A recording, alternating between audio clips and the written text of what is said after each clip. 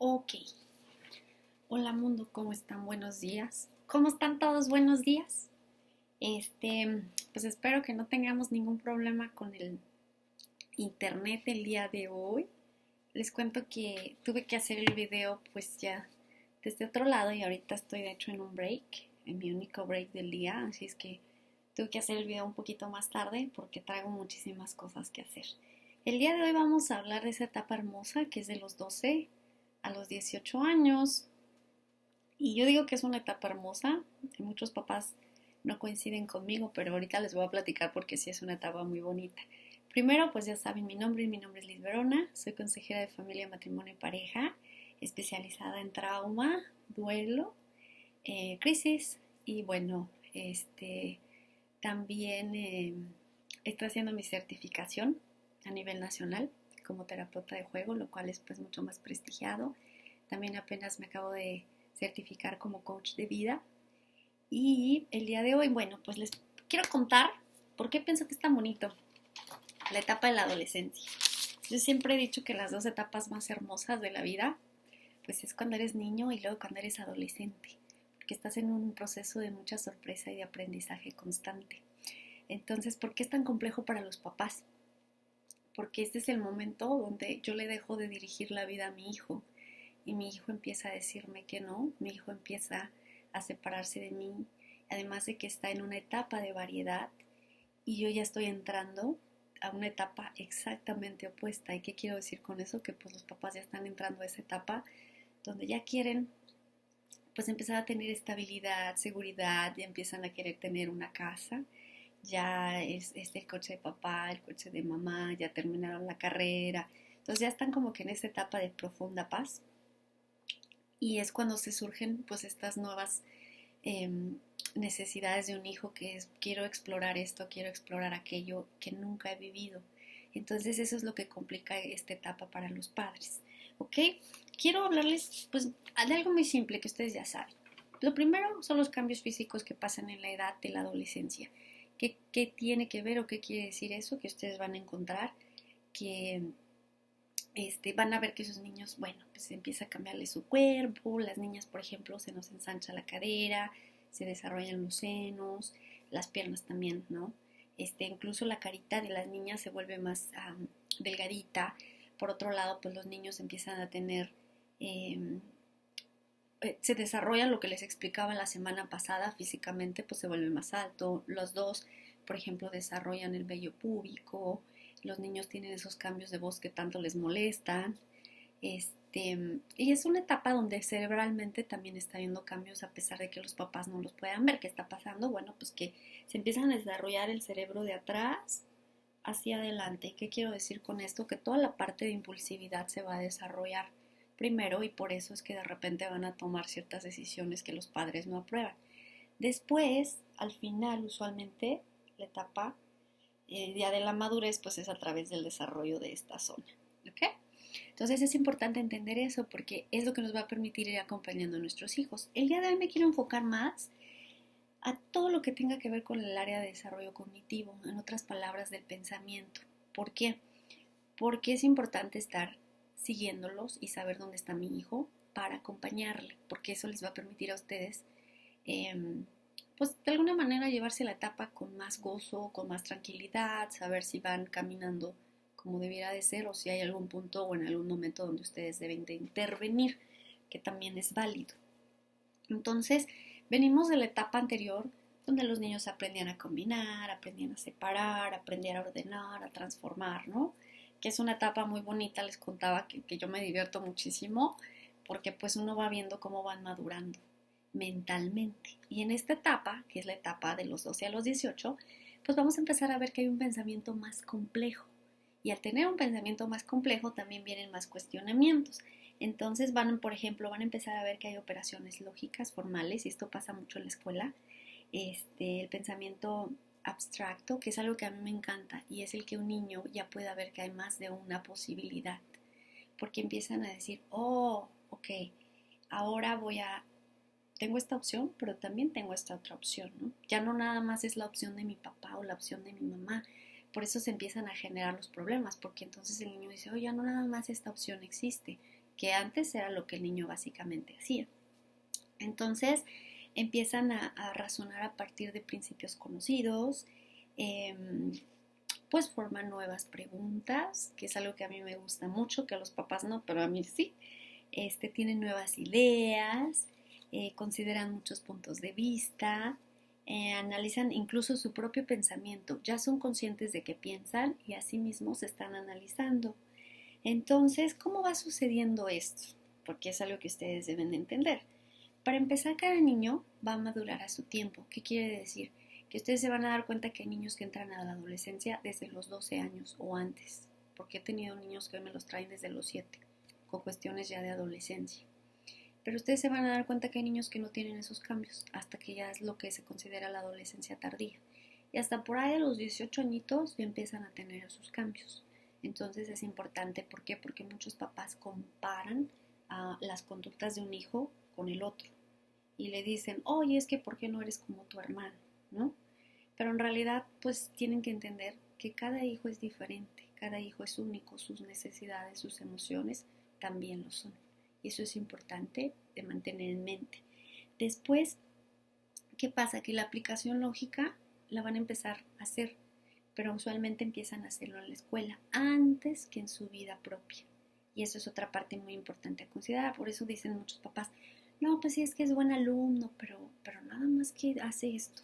No sé si le suene familiar, pero a mí me suena mucho porque yo trabajo con muchos niños adolescentes y entonces unos tienen una situación y he escuchado eso de que no, pues es que sí es buen alumno, nada más que es impulsivo, o nada más que no me hace caso, o nada más que se volvió respondón.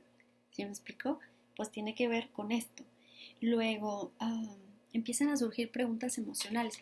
Este es un tema bien importante por esa parte, porque las emociones, no importa la edad, véanse a sí mismas y a sí mismos, cuando ustedes están emocionales, no razonan y no piensan de la misma forma. Incluso en terapia de pareja yo he aprendido que mucha gente se pelea y luego así como que ching, pues ya lo hice. Pero estaba en ese momento la persona tan emocional que dijo o hizo algo que después lamenta. Y entonces, ¿qué pasa? Imagínense, eso pasa en los adultos. Imagínense en un adolescente que apenas está empezando a sentir ciertas cosas que nunca antes había sentido y que son incluso nuevas, molestas para él. Entonces, cuando él tiene todas esas emociones, pues no va a pensar de forma lógica. Y muchas veces lo que va a hacer, pues es lo primero que se le ocurra, aunque eso termine siendo algo negativo. Y muchas veces, pues se va a terminar metiendo en problemas. ¿Ok? Entonces, hay una parte importante que es, va a considerar opciones en su toma de decisiones. Y al considerar opciones, ¿qué quiere decir? Que a lo mejor la opción que yo voy a tomar no es la de papá o la de mamá. Y eso es lo que les molesta usualmente a los papás, porque imagínense esto. Muchos de nosotros fuimos educados en una generación donde no se nos permitía tomar decisiones. Hola, Lucero. Muchos de nosotros fuimos educados en una generación donde no se nos permitía tanto tomar decisiones. Entonces, en esta nueva generación eso está permitido. Y para mí como papá me va a conflictuar más si yo nunca pude tomar una decisión y mi hijo en este momento la quiere tomar. O me va a conflictuar más si yo cometí decisiones y me equivoqué. ¿Por qué? Porque ahora yo voy a sentirme justificado para decirle a mi hijo, no, tú no puedes hacer esto. Independientemente de que el resultado vaya a ser bueno o malo, yo automáticamente asumo que esto no lo puede ser a mi hijo, porque a mí esto me resultó mal. ¿Me explicó? Entonces hay que empezar a considerar esas cosas cuando trabajamos con adolescentes. Es importante entender que el conocimiento cognitivo cambia. ¿Qué quiere decir? El razonamiento o el pensamiento. Entonces,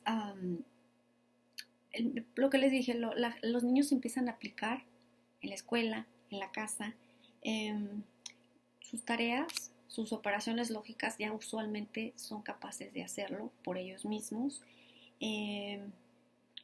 Van a empezar a escuchar diversos puntos de vista. Por ejemplo, el niño ahora ya sabe qué música quiere. Yo les digo, la mayoría de adolescentes con los que trabajo ya empiezan a hablarme de música. Un tema muy común es anime.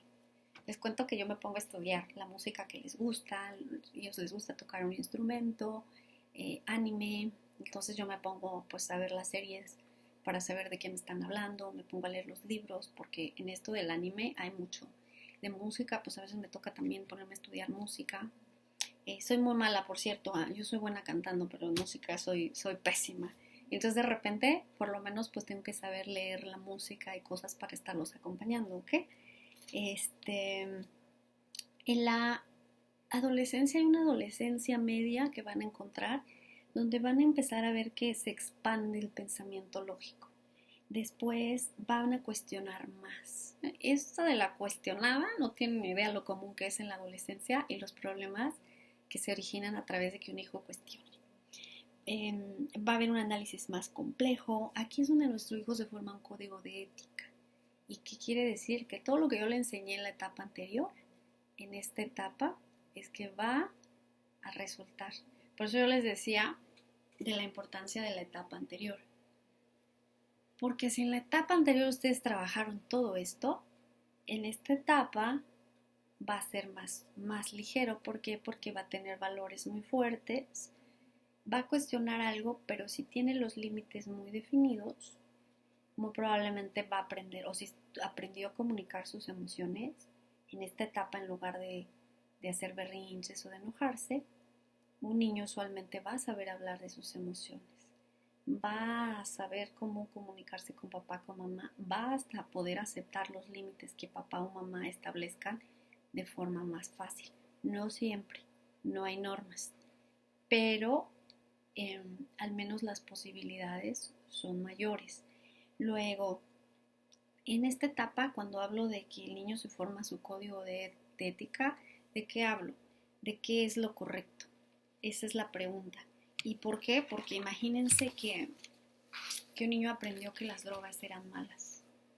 Muy probablemente sus posibilidades de que pruebe una droga van a ser menores. Si el niño aprendió que robar pues estaba mal, muy probablemente va a pensar un poco más antes de tomar una decisión de esa magnitud. ¿Me explico? No sé, las cuestiones con el sexo. Si nosotros aprendimos o los niños fueron educados para tener más cuidado con el sexo, por la responsabilidad que eso implica, muy probablemente los riesgos que van a empezar a tomar son menores. Eso es algo que les he contado mucho yo a las mamás. La situación de que muchas mamás piensan que decirle al niño que el sexo es malo es mejor o es lo correcto, sin darnos cuenta que muchas veces van a surgir problemas a raíz de eso. ¿Por qué? Porque muchas veces en la escuela, entre amigos, nos van a dar otra opinión. Y a raíz de que el niño está seleccionando una decisión, pues esa opción puede ser totalmente opuesta a lo que usted le enseñó. Y si no abrió usted como papá un puente de comunicación, se puede empezar a convertir en algo que el niño no comparta, que no comente, solamente por seguridad, porque para papá o para mamá el sexo es malo, el sexo es sucio. Y muchas veces, pues sin darnos cuenta, porque eso va a pasar en algún punto que en la escuela usualmente va a tener otro puente, otra apertura. Y muchas veces es a raíz de eso que pueden surgir cosas como que se metan los niños en problemas. ¿Qué les invitaría? Dice Lucero, ¿a qué edad se puede empezar a hablar de sexo a los niños? Pues yo les he dicho que desde que tienen 1 añito, 2 añitos. ¿Por qué? No vean sexo con genitales. Eso es lo que más he visto con los papás. Solo sexo, genitales.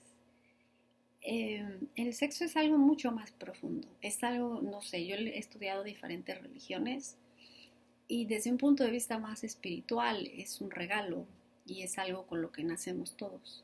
Entonces, ¿qué pueden hacer? Desde que son chiquitos, díganles cómo se llama cada parte de su cuerpo. Como les he dicho yo, a los niños con los que trabajo, porque ustedes saben que yo trabajo con niños que han sufrido abuso. Entonces, parte de mi trabajo también es cambiarles la opinión que tienen sobre la sexualidad y llevarla a un punto de vista sagrado y un punto de vista que genere amor.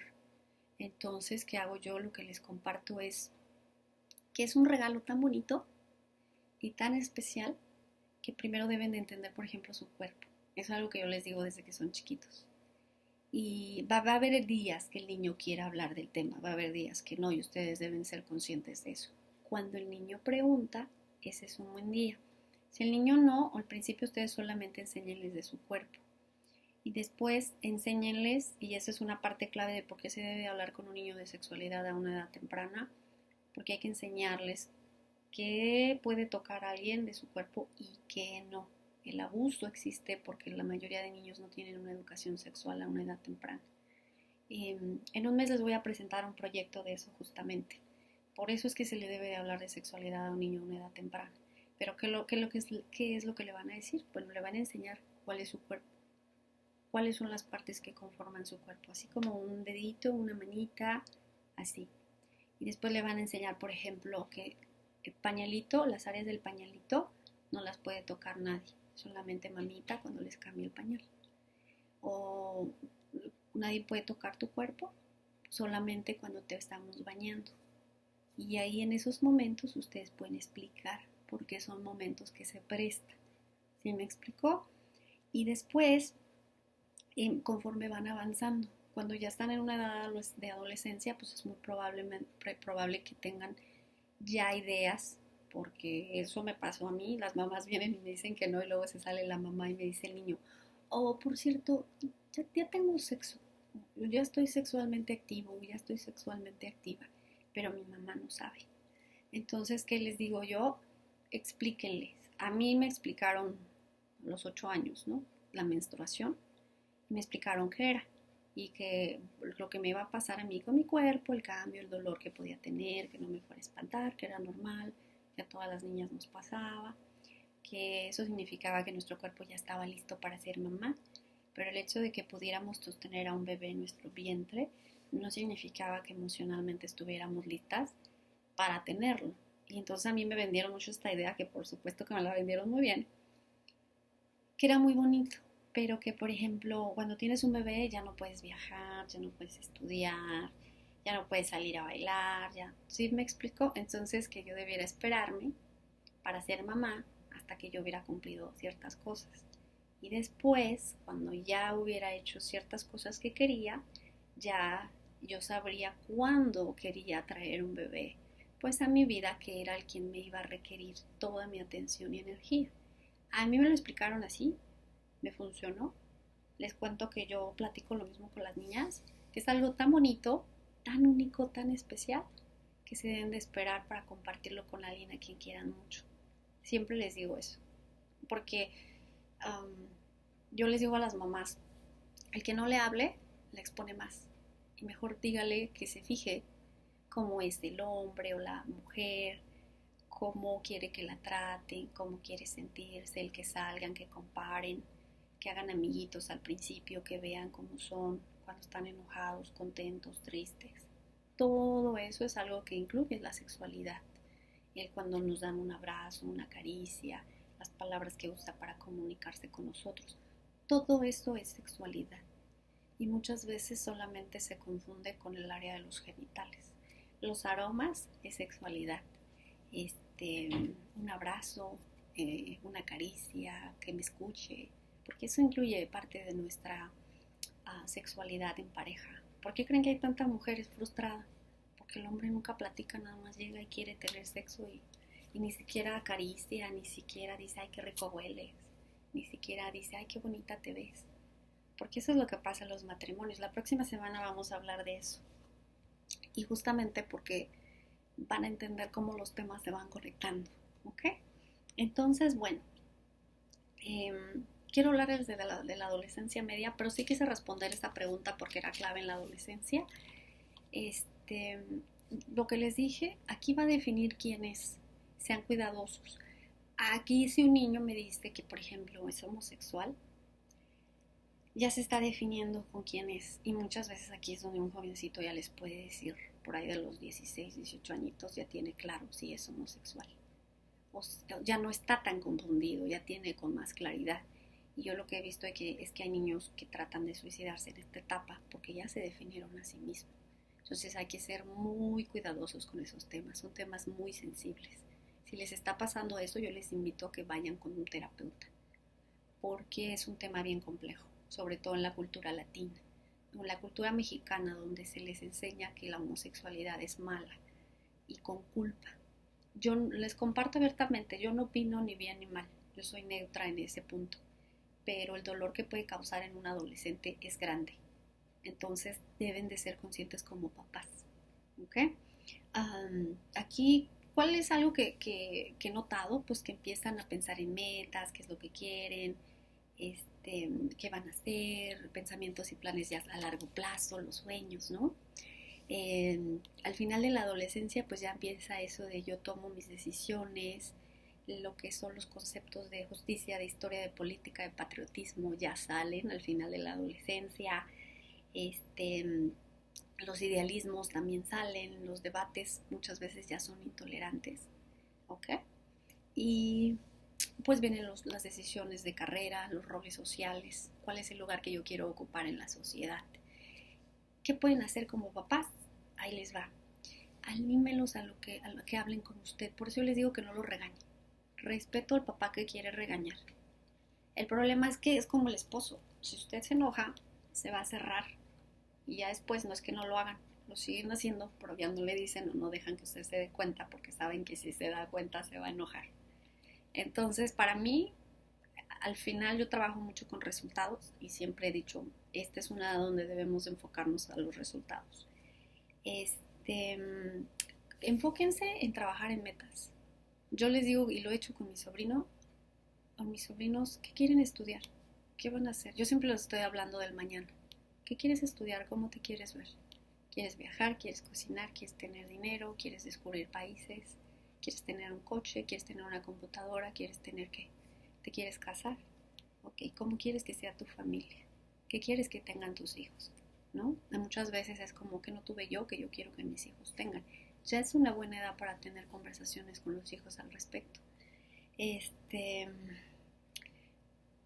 Algo importante es que sepan que los hijos se van a equivocar y que tienen que tenerlo muy claros, porque la mayoría de papás vienen con esta idea de que no, mi hijo no se puede equivocar. Y deben de ver la diferencia. Hay que enseñar a los hijos a aprender de sus errores. Esa es la clave, porque siempre el ser humano se va a equivocar. No hay un ser que no se haya equivocado. El único que no se va a equivocar es el que está allá arriba, el que nos fundó. Entonces, humanizar a nuestros hijos y a nuestros niños es clave. ¿Qué pasa?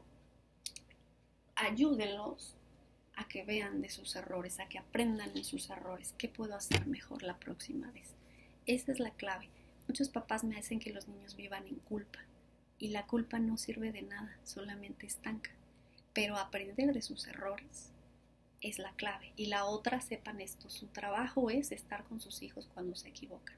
Apapacharlos 30 minutos, dejar que llore y después decirle yo confío en ti, vámonos otra vez.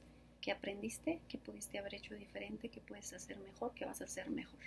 Y después lo que sigue. ¿Ok? Les recomiendo 2 libros. Ay, es que traigo tantas cosas acá. 2 libros claves. Son muy sencillos. Para hablar con adolescentes no me gusta meterme en muchas cosas de... ¿Cómo les explicaré? De ciencia y escritores y eso. Espérenme, porque estoy aquí tratando de sacar algo que tenía, a ver si lo puedo abrir. Es importante decir eso. No busquen nada tan complejo. Estos libros les pueden servir. Uno es cómo hablar, cómo hablar para que los adolescentes escuchen, si les sirve. Este es un libro que todos van a conocer. Si no lo conocen, sí andan atrasadas con los adolescentes. Es un libro de Jordi Rosado que se llama Renuncio. Y a mí me gustó porque toca puntos clave. Porque, por ejemplo, hay como temas que son clave en la adolescencia. Y el libro los trae, aparte trae referencia de muchos otros libros. Yo siento que está bien porque es como un toquecito de todo y después ustedes ya se van. Ustedes dicen, pues mi hijo trae este problema y se van a buscar. Y se leen de la A a la Z qué es lo que está pasando y por qué su hijo está reaccionando así. Una de las cosas que tienen que ver por qué se vuelven rebeldes es porque no se quieren parecer a ustedes. ¿Por qué? Porque es ese momento de separación y de formación de identidad. Entonces, ¿cómo no me parezco a ti? Pues no siguiendo tus normas, no obedeciendo tus límites, porque yo no quiero ser como tú. Entonces, esos temas los pueden encontrar aquí. Um, Creo que son temas claves para seguir en la adolescencia. La parte cognitiva. Si la parte cognitiva la entienden y la pueden trabajar, creo que se van a estresar menos como papá o como mamá. Aquí es donde, por ejemplo, ¿por qué se vuelve compleja? Porque si usted, no sé, si su marido, por ejemplo, le fue infiel y los hijos lo saben, ¿qué hace el niño? Usa todo eso a su favor para salirse con la suya y entonces cuestiona y dice, tú no me puedes decir a mí porque tú hiciste esto, ¿no? Entonces sí hay un nivel de enojo, pero también hay un análisis ya más profundo de que puede usar esto en tu contra. Tú, no sé, no me digas qué hacer porque tú siempre estás enojado, que es algo muy común, que la mamá está de mal humor y el niño dice, no, es que mamá siempre se enoja. No, que yo siempre les he dicho, uy, esto lo encuentro así como que todos los días. Entonces, chequen con sus niños qué está pasando. Les invito a que lean mucho, a que, por ejemplo, traten de hacer amistad con las mamás de los amigos de sus hijos, porque eso les va a permitir saber dónde están sus hijos. Si no está llegando su hijo, pueden echarle una llamadita a los papás y ver qué está pasando. Esos son como que tipsitos que les pueden servir. Muchas veces decimos, no, no me traigas a fulanito o fulanita a la casa. A veces, aunque no quieran que vaya, muchas veces es mejor. ¿Por qué? Porque ustedes están viendo quién es, qué hace, cómo es, ¿no? He tenido